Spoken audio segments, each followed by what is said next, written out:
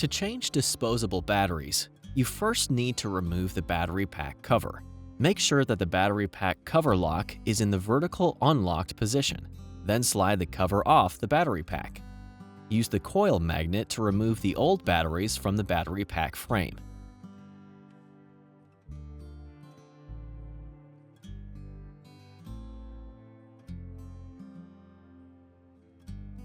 Insert the new batteries into the battery pack frame, with the positive poles facing out.